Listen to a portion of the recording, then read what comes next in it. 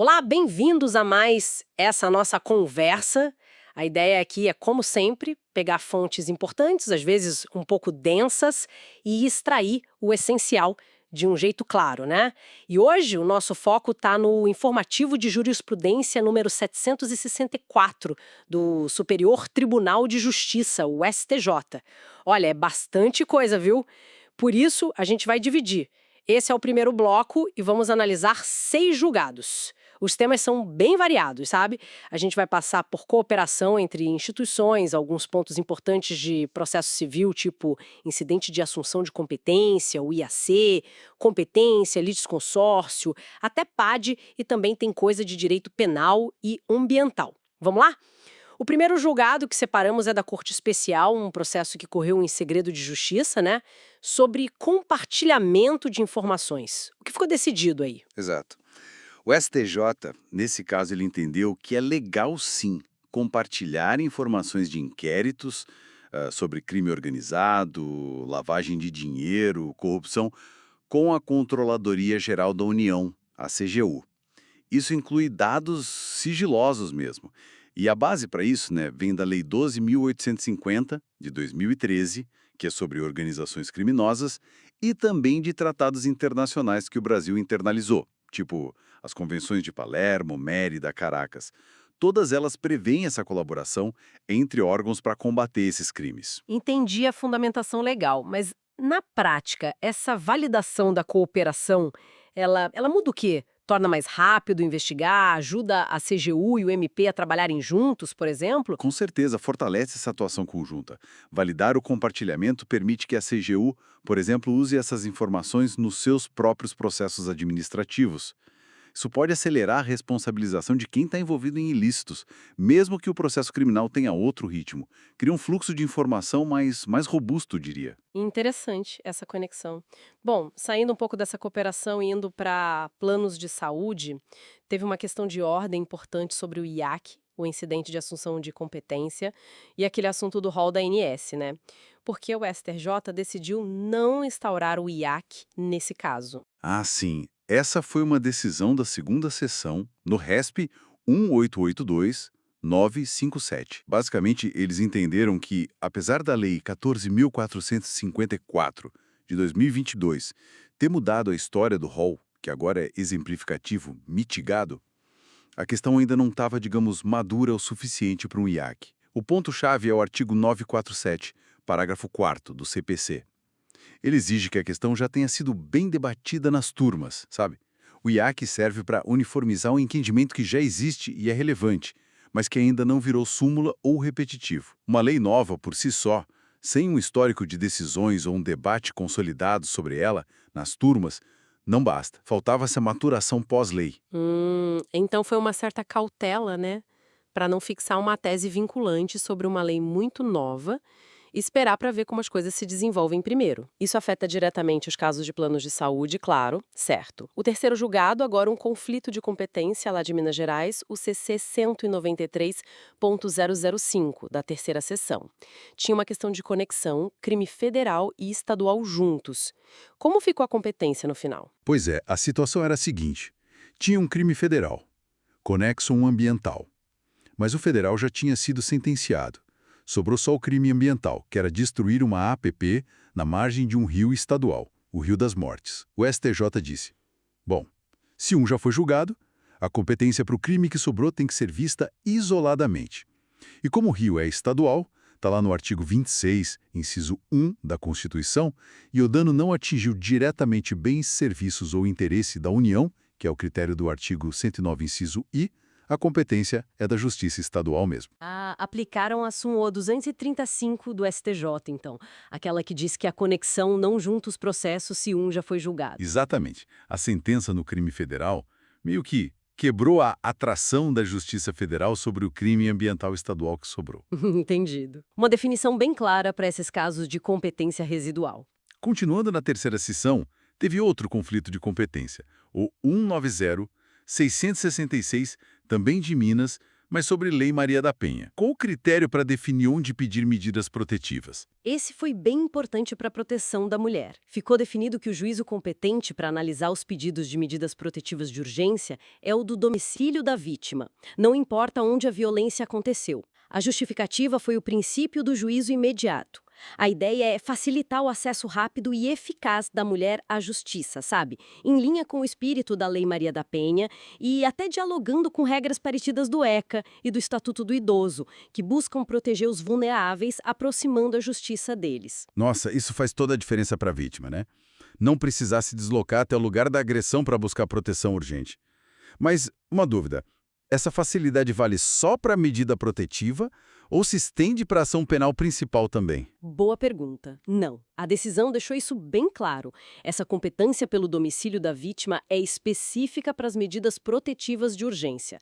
A competência para julgar o crime em si, na ação penal futura, continua seguindo as regras normais, lá do Código de Processo Penal. Só para facilitar o acesso à proteção imediata mesmo. Bom, mudando de sessão, vamos para a primeira turma. Tem o RESP 2006-738 de Pernambuco, envolveu a demissão de um servidor público. O que foi considerado conduta escandalosa nesse caso? Olha, o caso era de um servidor que usou uma câmera escondida para filmar colegas de trabalho e alunas. Situação bem complicada. O STJ entendeu que isso configura, sim, conduta escandalosa na repartição. É uma infração prevista lá na Lei 8.112, artigo 132, inciso V, e que justifica a pena de demissão. E um ponto interessante que o STJ destacou foi que a conduta não precisa acontecer às claras, na frente de todo mundo, para ser escandalosa nesse sentido administrativo. Basta que ela ofenda a moral da administração e que chegue ao conhecimento da própria administração. E a questão criminal precisava ter condenação por assédio ou algo assim? Não, e isso foi reforçado. As esferas são independentes. A demissão no PAD, no processo administrativo disciplinar, pode acontecer mesmo sem condenação na esfera penal. Certo, reforça a autonomia da sanção administrativa. Para fechar este nosso bloco, o último julgado é o RESP 1830-821, também de Pernambuco, primeira turma. Era sobre ação demolitória. A dúvida era, precisa citar todos os donos do imóvel como réus? A decisão foi no sentido de que não precisa. Em ações que pedem a demolição de uma obra irregular, seja por violar norma urbanística ou ambiental, não é necessário formar um litisconsórcio passivo necessário com todos os coproprietários. O raciocínio é que o centro da discussão não é o direito de propriedade em si, mas a legalidade da construção perante as normas públicas. A perda de patrimônio que o coproprietário pode ter com a demolição é uma consequência, não o objeto principal da ação que discute a irregularidade da obra. É o entendimento mais recente do STJ sobre isso. Isso deve simplificar bastante o processo para quem entra com a ação, né? Como o poder público. Menos gente para citar no começo. Exatamente. Agiliza o andamento. Bom, com essa discussão sobre ações demolitórias, a gente encerra a análise desses primeiros 6 julgados que selecionamos do informativo 764 do STJ. Passamos por bastante coisa, né? Desde cooperação entre órgãos, processo civil, até responsabilidade de servidor e questão ambiental. Temos bem variados mesmo. Mostra bem a diversidade do que chega no STJ. No próximo bloco, a gente continua essa exploração, pegando outras decisões importantes desse mesmo informativo. Então, até lá. Olá, estamos de volta, continuando nossa análise do informativo 764 do STJ. Vamos então para mais um bloco de julgados selecionados. Vamos lá.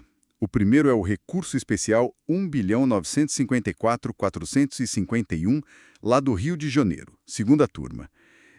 Direito Processual Civil sobre mandado de segurança. Mandado de segurança, aquele ponto sobre corrigir a autoridade coatora na inicial, é isso? Qual foi a definição do STJ? Isso mesmo. O tribunal basicamente reafirmou o que já vinha decidindo. Não pode emendar a inicial do MES para corrigir a autoridade coatora se isso mudar a competência do juízo, sabe? Ah, tá. Então não é qualquer correção. Se, por exemplo, a pessoa apontou, sei lá, um diretor de departamento, mas o ato foi do secretário de Estado. Exato. A competência muda, né? Porque secretário geralmente tem foro direto no Tribunal de Justiça. Precisamente. Se a correção da autoridade levaria o processo para outro tribunal ou juízo, a emenda não é permitida. A indicação errada, nesse caso, impede o ajuste. Entendi. É uma regra para manter a organização as regras de competência bem definidas desde o início. Faz sentido. É isso. A jurisprudência é pacífica nesse ponto. A competência é matéria de ordem pública, né? Certo. Bom, saindo do mandado de segurança, mas ainda em processo civil, segunda turma, temos o RESP 2.043.494 de Santa Catarina. Esse é sobre execução fiscal de conselho profissional. Isso. A briga era sobre qual o valor mínimo para um conselho poder entrar com uma execução fiscal. O STJ definiu que tem um teto mínimo fixo, que está lá no artigo 6º, inciso I, da Lei 12.514. E esse valor não depende do valor da anuidade que cada conselho cobra. Olha que interessante. Muita gente achava que variava, né? Que dependia da anuidade de cada conselho. Então a lei fixou um valor único para todos. Exatamente. O pulo do gato foi uma mudança na lei, feita em 2021, que alterou o artigo 8º dessa Lei 12.514. Antes, o artigo falava em múltiplos da anuidade. Agora não, ele manda aplicar direto o valor fixo do artigo 6º. Ah, então a lei nova simplificou e uniformizou. Bom saber. Foi para padronizar mesmo. Seguindo na segunda turma, tem um agravo interno agora. No RESP 2004-107, da Paraíba. Esse é sobre honorários recursais. Aqui a tese é direta. Não cabe fixar aqueles honorários extras do recurso, sabe? O do artigo 85, parágrafo 11 do CPC. Sim, a majoração. Isso, a majoração. Não cabe quando o recurso só manteve um acórdão que anulou a sentença por erro de procedimento, o error in proceeding. Peraí, mas se o recurso da parte foi negado, não deveria ter o aumento dos honorários para ela pagar? Por que a anulação da sentença impede isso? Porque, veja bem, a anulação da sentença por erro de procedimento, ela derruba a sentença inteira. Todos os efeitos dela, inclusive a condenação original em honorários de sucumbência. Ah, Os honorários recursais, eles são um acréscimo a uma condenação que já existe. Se a condenação original caiu por causa da anulação, não tem base para aumentar, falta pressuposto. Entendeu? Claríssimo. A anulação por erro em procedendo meio que zera o jogo dos honorários daquela decisão anulada. Não dá para aumentar o que não existe mais validamente. Perfeito. Mudando de turma e de assunto, terceira turma agora, RESP 1905591 do Mato Grosso. Direito falimentar, recuperação judicial. Esse aqui tratou da remuneração do administrador judicial na RJ. O STJ bateu o martelo. É crédito extraconcursal, ou seja, não entra no bolo para sofrer os efeitos do plano de recuperação, como deságio, carência, parcelamento. nossa, isso é super importante para o administrador, imagino. Garante que ele vai receber pelo trabalho sem os cortes e a espera que os outros credores enfrentam, né? Qual o fundamento disso? Tem alguns fundamentos fortes. Primeiro, o fato gerador. O trabalho dele acontece depois do pedido de recuperação. Segundo, a própria lei de falências já classifica essa remuneração como extraconcursal lá na falência. E a lógica vale aqui. Faz sentido. E tem mais. A remuneração é fixada pelos juízes. Não é algo que o administrador negocia com o devedor ou com os credores. Isso é crucial para garantir a imparcialidade dele, né? Ele não pode ter o pagamento dependendo da vontade das partes envolvidas. Totalmente. Protege a função dele, que é essencial no processo todo. Voltando para o processo civil, ainda na terceira turma, RESP 2033239 de São Paulo. Nulidade por morte de uma das partes na execução. Exato. A discussão era, se um dos coexecutados morre e o processo não é suspenso como manda o CPC, no artigo 313, inciso I, essa falta de suspensão gera nulidade absoluta. O STJ diz que não, é nulidade relativa. Relativa. Então, não basta a morte e a falta de suspensão para anular tudo. Precisa de mais alguma coisa. Precisa demonstrar prejuízo processual para o espólio. A norma existe para proteger os herdeiros do espólio que vai assumir o lugar do falecido. O que o STJ evitar é a chamada nulidade de algibeira. Aquela tática de uma outra parte no processo, que até sabia da morte, ficar quieta, esperar uma decisão ruim para ela e só depois vir alegar a nulidade para se beneficiar. Ah, a famosa guardar a nulidade no bolso. Isso. Viola a boa-fé processual. Então, se não houve alegação na primeira oportunidade e principalmente se não ficou provado um prejuízo real para o espólio por causa da falta de suspensão, a nulidade não deve ser declarada. Entendi. É um jeito de coibir o uso estratégico, né? Focar na boa-fé e no prejuízo concreto. Muito bom. Para fechar o bloco, quarta turma, agente no RESP 1914177 do DF, Direito Civil e Consumidor, num contexto de imóvel na planta, a parte hotel. Aqui a questão foi sobre a responsabilidade de uma empresa de administração hoteleira. No contrato de compra e venda do aparte hotel na planta, essa empresa já era indicada como a futura administradora do pool hoteleiro. A pergunta era, ela responde junto com a construtora pelo atraso na entrega da obra? O STJ disse que não, Não responde. mesmo estando lá no contrato inicial como futura administradora. Porque ela fica de fora da cadeia de fornecimento nesse ponto. Porque a função dela, a atuação dela só começa depois que a obra está pronta e entregue. Ela não participa da construção, da incorporação imobiliária em si. A relação dela é com a administração do serviço hoteleiro, que só acontece com o prédio funcionando. A obrigação de construir e entregar no prazo é a da construtora, da incorporadora. São responsabilidades distintas que ocorrem em momentos diferentes. Entendi. Separa bem as fases. Uma coisa é construir e entregar, outra coisa é administrar depois de pronto. Faz todo sentido. Cobrimos bastante coisa de novo. Sim, 6 julgados com teses bem importantes em áreas diferentes. E bom, a gente continua a análise no próximo bloco. Olá, retomando aqui nossa análise do informativo 764 do STJ. Vamos agora dar uma olhada num bloco de decisões da quarta turma. Isso. E já começamos com um tema bem sensível, né? Planos de saúde.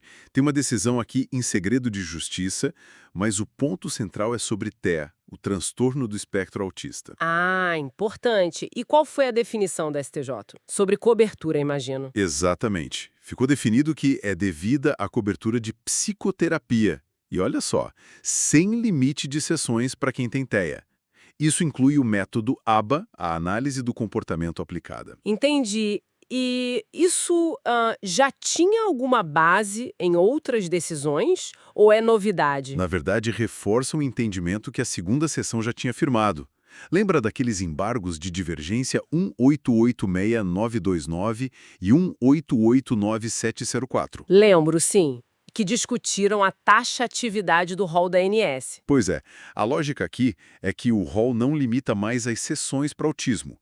E o método ABA, se o médico prescreveu, bom, ele está dentro do que se considera psicoterapia coberta pelo rol. Faz sentido. Citam até aquele relatório da Conitec, né, que avaliou o ABA. Mencionaram, sim, que considera um método adequado. Então, para o paciente com TEA que tem prescrição, a cobertura é obrigatória. Certo. Fica mais claro o direito do paciente. Mudando um pouco de assunto, vamos para o RESP 1944528-SP. Transporte aéreo internacional e prescrição. Isso. A discussão era: qual o prazo para pedir indenização por dano moral? Segue a Convenção Internacional ou a lei brasileira? Uma dúvida comum, né? Porque para dano material a gente sabe que tem as convenções de Varsóvia, Montreal. Exato. E o STJ, seguindo o Supremo lá no tema 210, disse o seguinte: as convenções tratam só do dano material. Para esses, o prazo é de 2 anos mesmo. Ok. E para o dano moral, então? Aí a história é outra. Como as convenções não cobrem, aplica-se a nossa lei interna, no caso, o Código de Defesa do Consumidor. 5 anos, é o artigo 27. Então, para quem sofreu um dano moral, tipo um atraso enorme num voo internacional, tem 5 anos para correr atrás da indenização. Bom saber dessa diferença. 5 anos para o moral, 2 para o material. Vamos adiante. RESP 1.582243-SP. Ação civil pública. Isso é interessante. Situação: uma associação entra com uma ação civil pública, mas no meio do caminho ela é dissolvida por decisão judicial. E aí? O Ministério Público pode assumir.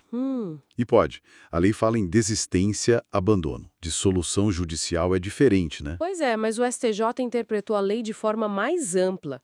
O artigo 5º, parágrafo 3º da lei da ACP permite a substituição pelo MP. O tribunal entendeu que o motivo da saída da associação não importa, seja desistência, abandono ou, como no caso, extinção judicial. E qual a razão dessa interpretação extensiva? Protegeu o interesse da coletividade, né? No caso, eram consumidores. A ideia é não deixar que a ação morra só porque a associação que começou deixou de existir. O importante é garantir a tutela do direito coletivo. Citaram até outros casos nesse sentido. Entendi. A prioridade é a continuidade da ação em si. Agora, um caso de direito bancário internacional. RESP 1.324978-SP. Carta de crédito. Isso. Envolve um importador, exportador, banco emissor aqui no Brasil e um banco confirmador lá fora. A situação foi a seguinte: o banco que o importador contratou para emitir a carta de crédito faliu. Nossa. E aí? Aí o banco confirmador, que tinha garantido a operação para o exportador, pagou o valor. A pergunta que chegou no STJ foi: esse banco confirmador pode cobrar do importador brasileiro agora? Imagino que sim, né? Senão o sistema todo perde a confiança. Exato. O STJ diz que sim.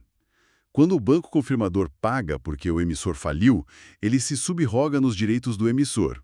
Ou seja, ele entra no lugar do banco emissor para cobrar a dívida do importador. Então, o risco da falência do banco que o importador escolheu é do próprio importador. Basicamente, sim. Mencionaram as regras da UCP 500, que são as normas internacionais sobre isso. A lógica é a autonomia dos créditos e a responsabilidade de quem contrata. Certo, fica bem definida a responsabilidade. Agora, pegando o gancho da ação civil pública, de novo, mas com uma nuance. RESP 1678925-MG. Aqui a situação é parecida. A associação autora de ACP foi extinta. Só que a ação tramitou na Justiça Estadual e quem queria assumir era o Ministério Público Federal, porque o recurso chegou no STJ. Ah, e aí o MPF pode assumir uma causa que era estadual. Então, o STJ disse que não. O ponto central é a competência original da causa. Era uma matéria da Justiça Estadual, não tinha nada que justificasse a atuação do MPF como parte lá na origem, sabe? Tipo, não se encaixava no artigo 109 da Constituição. Mas o MPF não atua no STJ? Atua sim, claro. Dando pareceres, atuando nos recursos de causas federais. Mas uma coisa é atuar no processo que já está no STJ. Outra é ter legitimidade para assumir o polo ativo, ser o autor substituto numa causa que é, na sua essência, estadual. Entendi. A atribuição para substituir, nesse caso, seria do MP estadual, então? Isso mesmo. É uma questão de respeitar a divisão de atribuições entre os ministérios públicos e a competência das justiças. Claro, faz todo sentido. Para fechar este bloco, o ARSP 920.284-SP, honorários no cumprimento de sentença do CPC antigo, de 73. Isso especificamente quando o devedor usava aquele parcelamento do antigo artigo 745-A. A dúvida era, se ele parcela, ainda tem que pagar os honorários da fase de cumprimento? E a resposta foi: Que sim, tem que pagar. Pelo CPC 73, os honorários do cumprimento de sentença eram devidos assim que passava o prazo de 15 dias para o pagamento voluntário, lá do artigo 475-J. Mesmo optando pelo parcelamento. Mesmo optando, o parcelamento era um jeito de pagar a dívida, mas ele não afastava os honorários que já tinham sido fixados para essa fase de execução. Esses honorários incidiam sobre o valor total devido ou, sobre o saldo que ainda faltava pagar. Entendido. Uma questão importante para processos antigos que ainda estão rolando. Bom, com isso fechamos mais este bloco da quarta turma do informativo 764. Foi bastante coisa, né? Sim, mas ainda temos mais julgados pela frente. Continuamos nossa análise no próximo segmento. Até lá! Até lá. Olá, vamos então para o nosso último bloco de análise do informativo 764 do STJ. A gente continua daqui, pegando os últimos julgados e temas. Bom, para começar, um tema bem delicado, julgado em segredo de justiça pela quinta turma, crimes contra a dignidade sexual. A discussão era se o MP podia agir, mesmo antes daquela lei de 2009 a 12.015, sabe? Em casos com crianças. Sim, a questão da legitimidade, né? Isso. E o STJ diz que sim, que o MP já tinha essa legitimidade, era incondicionada. Exato. E o ponto central, assim, é a proteção integral da criança, né? O tribunal entendeu que esse bem jurídico, por ser indisponível, Certo. ele já justificava a ação ser pública incondicionada, independente de grana da família ou mesmo de ter representação formal dos pais, sabe? Ah, interessante. Era uma leitura que já vinha, digamos, da própria Constituição, né? Olhando para a vulnerabilidade da vítima mesmo. Isso com base na redação antiga, lá do artigo 225 do Código Penal. Faz sentido. A proteção constitucional guiando a interpretação desde antes. Bom, seguindo na quinta turma, outro caso sigiloso. Agora, crimes contra a ordem tributária. Ah, sim. Supressão de ICMS usando fraude. O que chamou a atenção foi a questão da garantia. Tipo, oferecer um seguro-garantia lá na execução fiscal. Isso muda alguma coisa para o crime? Boa pergunta. E a resposta do STJ foi não. Não muda. Não muda? Não, porque assim, a materialidade do crime, ela acontece quando o crédito tributário é constituído definitivamente, ou seja, quando o fisco diz, olha, você deve isso aqui e não pagou por causa dessa fraude. Entendi, é o marco. Exato. A garantia que vem depois, lá na execução, é para assegurar que a dívida vai ser paga um dia, mas não apaga o crime que já aconteceu, entende? Ah, claro. HC lá de Pernambuco para reforçar isso. Ou seja, cobrar a dívida é uma coisa, punir a fraude é outra. Beleza. Mudando de turma agora, vamos para a sexta turma. Um caso de homicídio discutindo dosimetria da pena. Dosimetria é sempre um ponto complexo. Pois é, o júri reconheceu duas coisas: dissimulação e também o uso de meio que dificultou a defesa da vítima. A dúvida era, isso aumenta a pena 2 vezes? E aí o STJ foi bem direto. Não pode. Não pode ter bis in idem. Mesmo vindo em quesitos separados? Mesmo assim. Porque olha só, tanto a dissimulação quanto o recurso que dificultou a defesa, eles pertencem à mesma qualificadora. Ah, tá. É o inciso 4º, lá do parágrafo 2º, do artigo 121 do Código Penal. Então, usar uma circunstância para qualificar o crime e a outra, sei lá, como agravante genérica ou para aumentar a pena base... Seria punir 2 vezes pela mesma coisa. Exatamente, pelo mesmo fundamento fático essencial. Isso é o bis in idem e é vedado. Perfeito. Evita desproporcionalidade. Agora, entrando um pouco em processo penal, temos o ARESP 1995527, lá de Sergipe. Sexta turma também. Validou a produção antecipada de provas, especificamente ao ouvir testemunhas policiais logo no começo do processo, com base no 366 do CPP. Esse julgado é interessante porque ele dialoga com a súmula 455 do próprio STJ, né? Aquela que diz que só a passagem do tempo por si só não justifica antecipar a prova. Certo, tem essa súmula. Mas aí o tribunal fez uma ponderação importante. No caso específico de policiais, o risco de esquecimento é muito, muito concreto. É diferente. Pensa na quantidade de ocorrências que eles atendem, fatos parecidos. É verdade, a memória pode falhar, justamente. Então, citando até um outro caso, um RHC lá do DF, eles entenderam que essa peculiaridade da profissão justifica, assim, a urgência, para não perder a prova mesmo. E a defesa? Ah, importante. A defesa participa do ato com um defensor nomeado e tudo, então não tem prejuízo para o réu. Uma decisão bem prática, considerando a realidade policial. Seguindo na sexta turma, vamos para a execução penal, o RESP 1.913.757, de São Paulo. Remissão por estudo, né? Aprovação no Enem? Isso. Só que o STJ disse o seguinte, se a pessoa já tinha terminado o ensino médio antes de ser presa, aí a aprovação no Enem durante a pena não dá direito à remissão. Faz sentido pela lógica da remissão. O artigo 126 da LEP e também as normas do CNJ, né? A recomendação 44, a resolução 391, elas querem incentivar o estudo dentro do sistema prisional, premiar o esforço de aprender enquanto cumpre a pena. Certo? O esforço ali, na hora. Exato. A aprovação no Enem ou no Enseja, ela certifica esse esforço, esse estudo que rolou ali, muitas vezes de forma autodidata.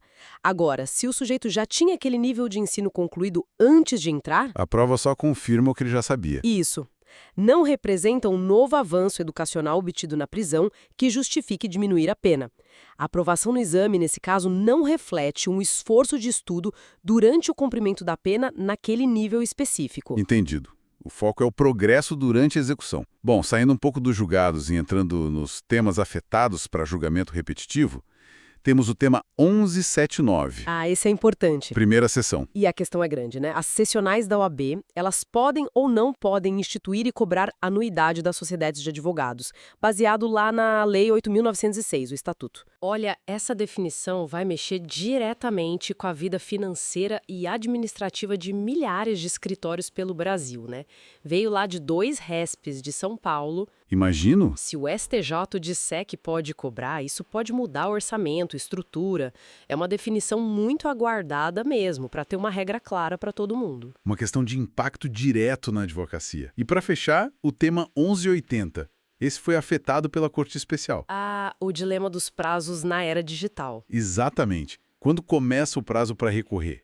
Quando tem intimação eletrônica lá no sistema e também tem publicação no Diário da Justiça Eletrônico, o DGE. Qual dos dois vale, né? É a pergunta de $1 milhão do processo eletrônico. Pois é. Qual é o evento que dispara a contagem? Essa definição que vem de RESPs do DF de São Paulo é crucial para a segurança jurídica. Acabar com essa dúvida significa menos recurso perdido por prazo, mais previsibilidade. Fundamental para a rotina de todo mundo que trabalha com processo. Com certeza. Para advogados, para o judiciário, para tudo fluir melhor. Sem dúvida. Bom, e com isso, a gente encerra essa análise dos destaques do informativo 764 do STJ. Deu para ver como é fundamental ficar de olho nessas decisões, né? Elas vão moldando o direito no dia a dia, resolvendo umas questões bem complexas e práticas. Com certeza. Para não perder nenhuma análise como esta, pessoal, se inscrevam aí no canal e deixem aquele like para fortalecer. Valeu e até a próxima.